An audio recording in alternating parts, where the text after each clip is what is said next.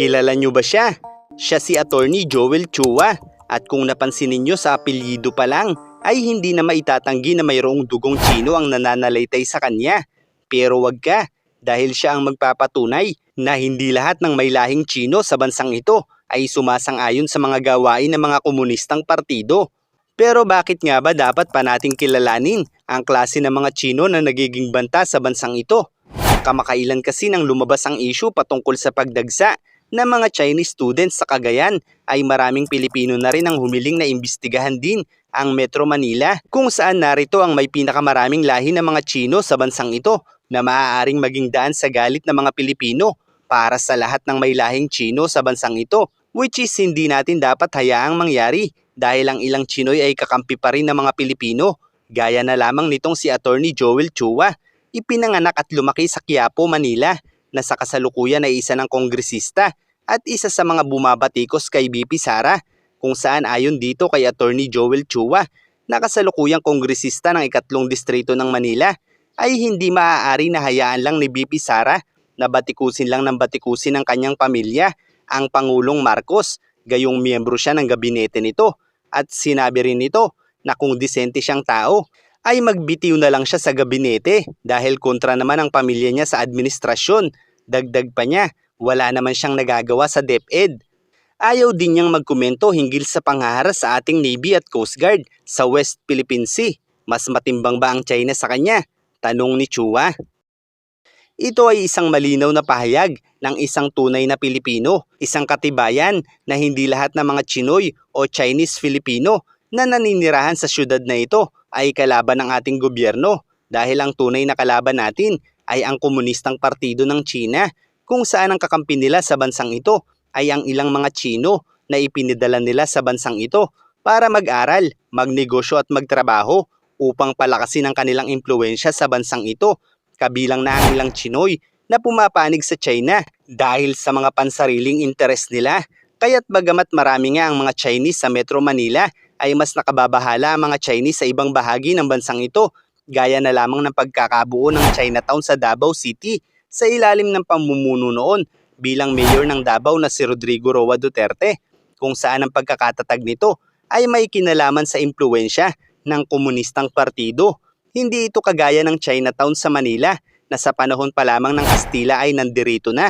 kaya't ang karamihan sa kanila ay walang koneksyon sa mga komunistang partido ng China dahil taong 1594 ay nandirito na ang kanila, kung saan ay inilaan ito ng mga Kastila noon para sa mga Tsino na nagtungo sa bansang ito, at ang pagbubukod na ito ng Espanya sa kanila ay bunga lamang umano ng kawalan ng tiwala ng mga Espanyol sa kanila, kaya't pinagsama-sama nila ito para magkaroon ng distansya at madaling ma-monitor ang mga gawain nila. Subalit makalipas ang napakahabang panahon at sa pag-usbong ng bagong henerasyon, ang karamihan sa mga lahi ng Tsino noon na mga Tsinoy na ngayon sa bahaging ito ng bansa ay halos purong Pilipino na, kaya't mas pinahahalagahan nila ang bansang ito kumpara sa China. Gayunpaman dahil nga lumawak rin ang impluwensya ng bagong pamahalaan ng China sa bansang ito, ay hindi naman natin maitatanggi na kahit sa ang panig ng Pilipinas ngayon ay may koneksyon na ang komunistang partido. Kaya't hindi maiiwasan na magduda talaga tayo sa pagdagsa ng napakaraming Chinese student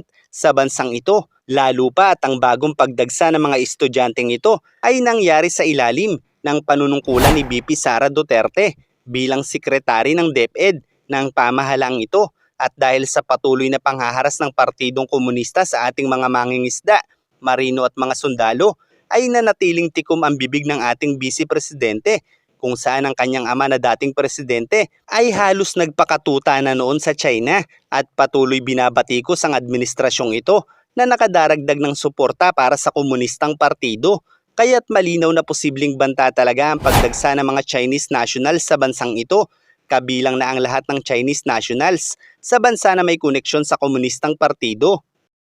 Inuulit ko, ang mga posibleng banta sa atin ngayon ay ang mga Chinese nationals na tinulungan ng komunistang partido na makapamuhay, mag-aral at magtrabaho sa bansang ito, kabilang na ang ilang Tsinoy at kahit pa ang ilang purong Pilipino na may koneksyon sa komunistang partido ng China na pilit pinalalakas ang naratibo ng kanilang amo upang tuluyang makontrol ang ating gobyerno. Ganyan kagarap palang mga pro-China sa bansang ito dahil handa silang mawala ang ating mga isla para lamang magkaroon ng yaman at malakas na impluensya. Subalit isang sampal para sa kanila na sa kabila ng pagkakaroon ng lahing Tsino sa bansang ito ay sinusupalpal pa rin sila nito para sa mga Pilipino. Isang kahihiyan para sa mga purong Pilipino na patuloy dinedepensahan ng mga Tsino, mga Pilipinong isinilang at lumaki sa bansang ito. Subalit dinaig pa sila ng Tsinoy sa pagiging tunay na makapilipino. Kaya't marapat lamang na imbestigahan talaga ang pagdagsa ng Chinese students sa bansang ito dahil maging ang ilang Chinese nationals sa ibang mga bansa gaya ng Canada, US, Australia at iba pa ay pawang may mga issue rin ng pag-iispiya. Kaya't wala silang karapatan na batikusin ang mga Pilipinong nagdududa dahil sa pagdagsa ng mga Chinese national sa bansa na ipinadadala nila. Kaya't kung magiging maliwanag para sa lahat ang mga issue patungkol dito, ay hindi mananaig ang mouthpiece ng mga Tsino sa bansang ito na kahit katawa-tawa na ang mga naratibo ay pilit pa rin nilang inililihis ang issue para lamang maupo ang mga Duterte na maka-Tsino at magtagumpay sa pagkontrol ng Pilipinas ang komunistang partido. Sa katunayan maging sa bansang China, hindi lahat ng Chinese ay makakomunista dahil ang tanging pamahalaan lamang nito ang mga komunista at nasa ilalim lamang sila ng mahigpit na pamamahala ng mga ito kung kaya't nakokontrol nito ang paniniwala ng mga mamamayan nito. Gayunpaman sa sandaling malagay sa malaking kaguluhan ng bansang ito